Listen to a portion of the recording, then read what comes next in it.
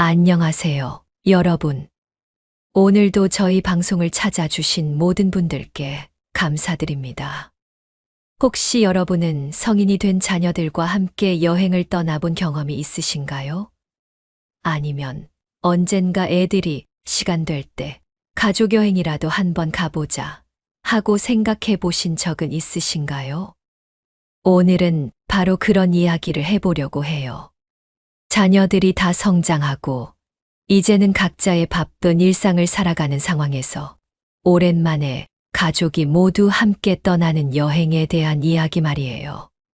처음엔 설레는 마음으로 계획하지만 막상 여행을 다녀오고 나면 다시는 안 간다는 말이 절로 나오는 경우가 생각보다 많거든요.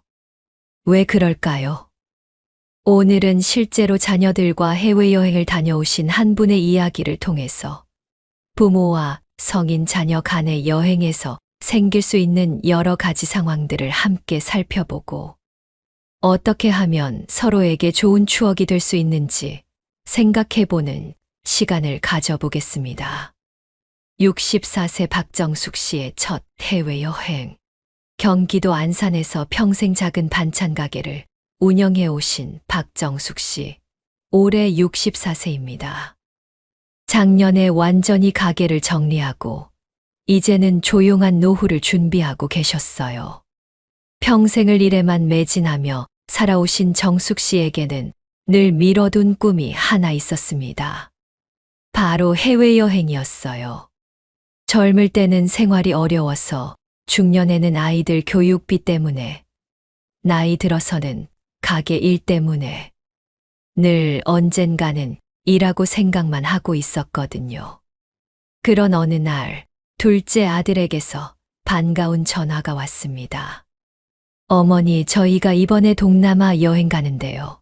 어머니도 같이 가세요. 어머니도 해외 한 번은 나가보셔야죠. 정숙 씨는 깜짝 놀랐어요. 늘 바빠서 연락도 뜸하던 아들이 이런 제안을 하다니. 마음 한편으로는 정말 설레었지만 한편으로는 걱정도 되었어요. 아이고, 내가 무슨. 너희들끼리 가거라. 나는 집이 편해. 하지만 아들은 포기하지 않았습니다. 어머니, 요즘 70 넘으신 분들도 배낭여행 다니신다니까요. 어머니도 충분히 하실 수 있어요. 며느리도 전화를 바꿔받아 밝은 목소리로 말했어요. 어머니, 저희가 다 준비해 드릴게요. 어머니는 그냥 짐만 싸시면 돼요. 정말 좋은 기회예요. 결국 정숙 씨는 마음을 굳혔습니다. 그래, 이 나이에 한 번쯤은 나가봐야지. 출발 전 준비 과정에서 느낀 미묘한 기분. 출발을 일주일 앞두고 받은 여행 일정표를 보니 정숙 씨는 조금 당황스러웠어요. 아침 7시 조식, 8시 출발해서 관광지 4회, 5곳 돌기, 점심은 이동 중 간단히, 저녁에 새로운 도시 이동. 정숙 씨가 조심스럽게 물어봤어요. 이렇게 계속 돌아다녀도 괜찮을까? 나는 체력이 예전 같지 않아서. 아들이 대답했습니다. 어머니, 괜찮아요. 중간중간 쉴 수 있는 곳도 많고, 어머니, 속도에 맞춰서 갈게요. 하지만 모든 준비는 이미 자녀들이 다 끝내놓은 상태였어요. 항공편, 숙소, 렌터카, 관광지. 정숙 씨는 마치 그 계획에 초대받은 손님 같은 기분이었습니다. 출국 당일 공항에서 만난 아들 부부는 커플룩을 입고 최신 여행용 카메라를 들고 있었어요. 정숙 씨가 끌고 온 건 오래된 회색 캐리어 하나뿐이었습니다. 체크인을 마치고 탑승구로 향하는 길에 아들이 말했어요. 어머니 좌석은 저희랑 좀 떨어져 있어요. 창가 자리가 없어서요. 도착하면 바로 만나니까 괜찮죠? 비행기 안에서부터 정숙 씨는 묘한 외로움을 느꼈어요. 멀리서 아들 부부가 이어폰을 나눠 끼고 영화를 보며 웃는 모습을 보면서 함께 온다고 해서 정말 함께하는 건 아니구나 하는 생각이 들었어요. 여행지에서의 첫날. 도착한 태국 방콕의 거리는 정말 아름다웠어요. 하지만 정숙 씨에게는 모든 것이 낯설고 복잡했습니다. 언어도, 음식도, 사람들의 모습도. 모든 게 너무 빨랐어요. 아들과 며느리는 미리 짜둔 계획대로 움직이며 즐거워했지만 정숙 씨는 자꾸 뒤처지게 되었어요. 걸음도 느리고 새로운 환경에 적응하는 시간도 필요했거든요. 어머니 빨리 오세요. 다음 장소 가야 해요. 며느리의 재촉하는 목소리에 정숙 씨는 숨을 고르며 따라갔습니다. 사진 촬영에도 시간이 오래 걸렸어요. 아들 부부는 이곳저곳에서 셀피를 찍고 SNS에 올릴 사진들을 고르느라 바빴습니다. 그 사이 정숙 씨는 짐을 들고 한쪽에서 기다리거나 그늘진 곳에 앉아 쉬곤 했어요. 어머니도 찍어드릴게요 하는 말에 아니야, 괜찮다며 손사래를 쳤지만 마음 한편으로는 허전했어요. 사진 속에는 아들 부부만 가득하고 정숙 씨는 카메라 뒤쪽의 사람으로만 남았으니까요. 세대 간 여행 스타일의 차이. 둘째 날 저녁 맛있는 태국 음식을 먹고 나서 며느리가 자연스럽게 말했어요. 어머니, 오늘은 어머니가 계산해 주실 수 있죠? 오늘 어머니가 주인공이신 날이니까요. 정숙 씨는 말없이 지갑을 꺼내 계산을 했습니다. 하지만 마음속으로는 생각했어요. 주인공이면 대접받는 게 아니라 계산을 하는 거구나. 그날 밤 숙소로 돌아가는 택시 안에서 아들과 며느리가 나눈 대화를 정숙 씨는 듣게 되었어요. 다음엔 우리끼리만 오는 게 낫겠다.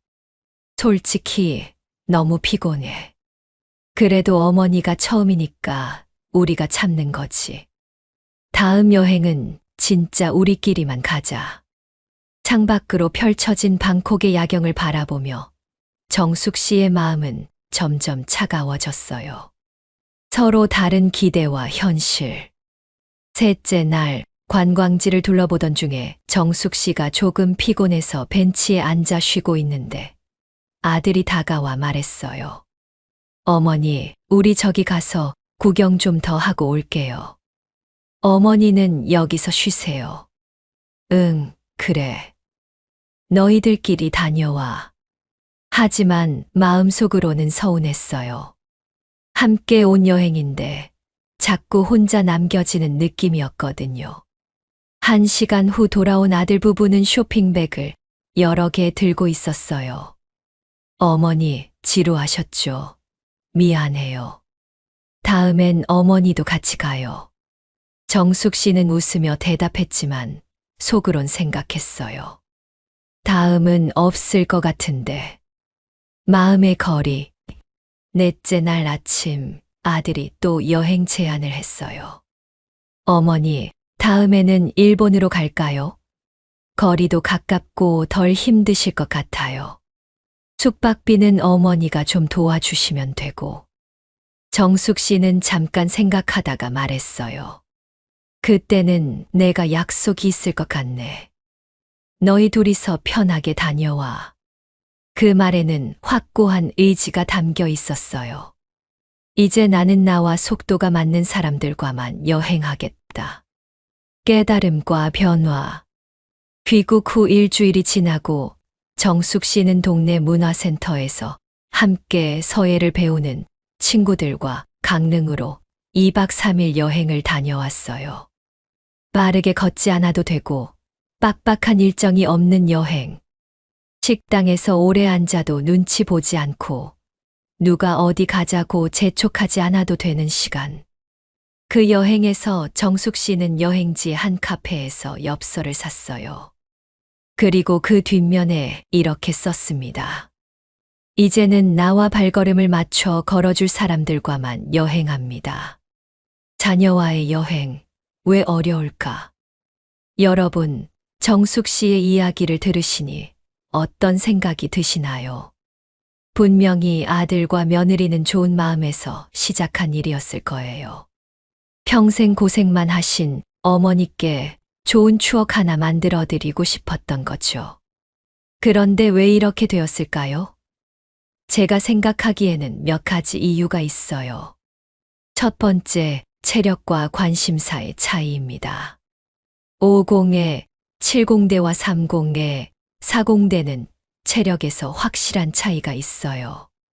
젊은 사람들은 하루에 여러 곳을 돌아다니며 다양한 경험을 하고 싶어 하지만 나이가 들면 한 곳에서 천천히 여유롭게 즐기고 싶거든요. 또한 관심사도 달라요.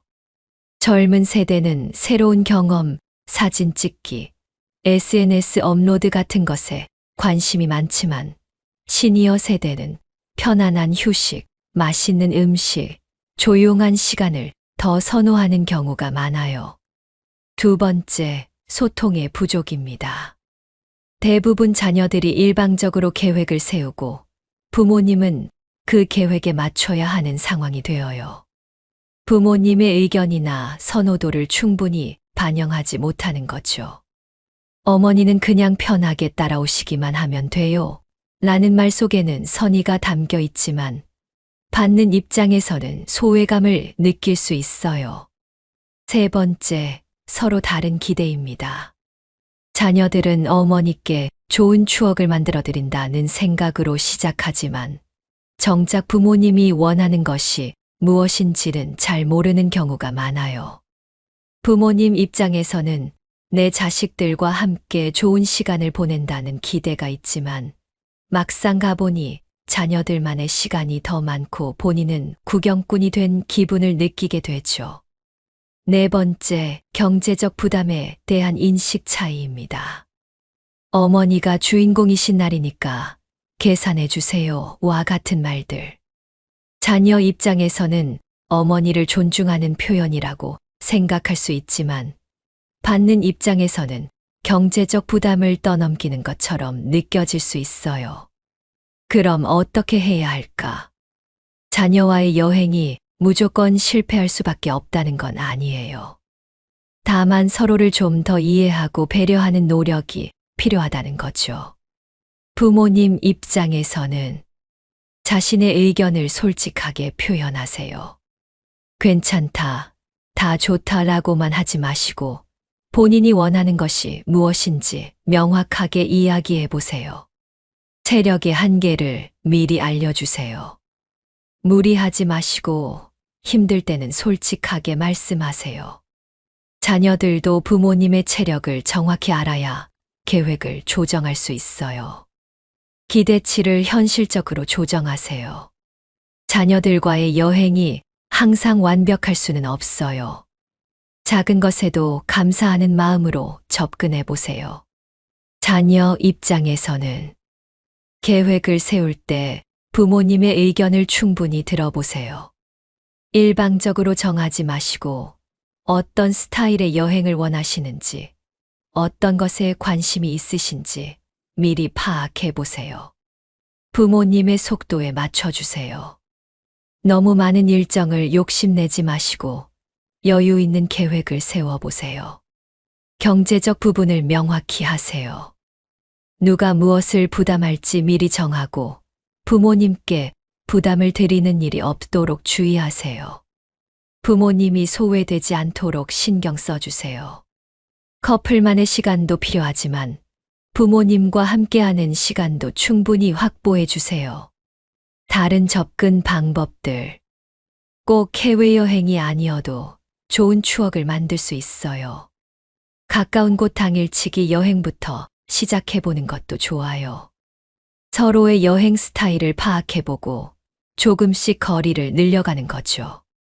각자 역할을 나눠서 여행을 계획해보는 것도 방법이에요. 숙소는 자녀가, 식당은 부모님이, 이런 식으로요. 부모님만의 여행을 지원해드리는 것도 좋은 방법이에요. 시니어 전용 여행 상품을 선물해드리거나 부모님 친구분들과의 여행비를 지원해드리는 거죠. 진정한 효도란. 여러분, 진정한 효도가 무엇일까요? 꼭 비싼 해외여행을 함께 가는 것만이 효도는 아니에요. 오히려 부모님이 진정으로 원하시는 것이 무엇인지 알아보고 그것을 지원해드리는 것이 더 큰 효도일 수 있어요. 어떤 분은 자녀들과 함께하는 시간을 원하실 수도 있고, 어떤 분은 또래 친구들과의 시간을 더 소중하게 생각하실 수도 있어요. 중요한 건 부모님의 진짜 마음을 이해하려고 노력하는 것, 그리고 그 마음을 존중해드리는 것이라고 생각해요. 새로운 관계 맺기. 정숙 씨는 지금 어떻게 지내고 계실까요? 자녀들과의 관계가 나빠진 건 아니에요. 다만 서로의 한계를 인정하게 된 거죠. 지금은 일주일에 한 번씩 전화로 안부를 묻고 한 달에 한 번 정도 집에서 만나 식사를 함께 해요. 그리고 정숙 씨는 또래 친구들과 작은 여행들을 즐기고 계세요. 오히려 전보다 더 편안한 관계가 되었다고 해요. 서로에게 부담을 주지 않으면서도 각자의 방식으로 사랑을 표현하는 방법을 찾은 거죠. 각자의 행복 찾기. 부모와 자녀는 서로 다른 세대예요. 다른 세대끼리는 분명히 차이가 있을 수밖에 없어요. 그 차이를 문제로 보지 말고 자연스러운 것으로 받아들이는 게 중요해요. 그리고 그 차이를 인정한 상태에서 서로가 편안할 수 있는 방법을 찾아가는 거죠. 꼭 함께 시간을 보내야만 좋은 관계는 아니에요. 서로를 이해하고 존중하며 각자의 방식으로 행복을 찾을 수 있도록 지지해 주는 것도 아름다운 관계라고 생각해요. 마무리하며요. 오늘 정숙 씨의 이야기를 통해서 우리는 무엇을 배울 수 있었을까요? 가장 중요한 건 진정한 사랑은 상대방의 입장에서 생각해 보는 것이라는 점이에요. 자녀들의 입장에서는 어머니께 좋은 추억을 만들어 드리고 싶은 마음이었지만 정작 어머니가 원하시는 것이 무엇인지는 미리 충분히 알아보지 못했어요. 어머니 입장에서도 자녀들의 선의를 이해하면서도 본인의 마음을 솔직하게 표현하는 것이 필요했고요. 서로의 다름을 인정하고 그 안에서 각자가 편안할 수 있는 방법을 찾아가는 것. 그것이 진정한 가족 사랑이 아닐까 싶어요. 혹시 자녀분들과 여행을 계획하고 계신 분들께서는 오늘 이야기를 참고해서 서로에게 좋은 추억이 될 수 있는 여행을 준비해 보시면 좋겠어요. 그리고 이미 비슷한 경험을 하신 분들께서는 나만 그런 게 아니구나 하며 조금이나마 위로받으셨기를 바라요. 다음 시간에는 또 다른 따뜻한 이야기로 찾아뵙겠습니다. 오늘도 끝까지 들어주셔서 고맙습니다.